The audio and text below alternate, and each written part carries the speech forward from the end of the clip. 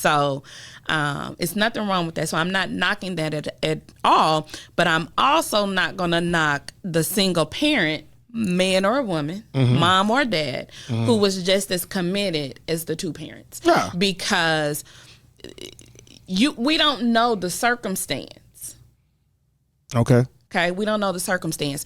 And a lot of the learning that did not occur after COVID, especially kids who were having to learn in their formative years. Yeah. And when I say formative, I mean kindergarten, first and second grade, some of the foundational years where you are truly honing in on those letters, the letter sounds, phonics, blending those words. How easy would it be to teach a child where their first experience of school was going to be kindergarten, but they had to learn it in their home that was already not set up for learning before school started and really was not conducive to learning when school started during COVID, and I'm having to learn something that a lot of times you need to be in my face so I can see your lips say the word ah.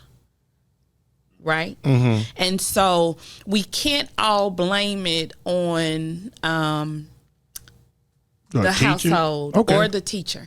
So I'm gonna be honest. Okay. And not everybody's gonna agree with me. Okay. We have to stop blaming. We have to stop saying it's the parents' fault, and we have to stop saying it's the educator's fault, because guess what?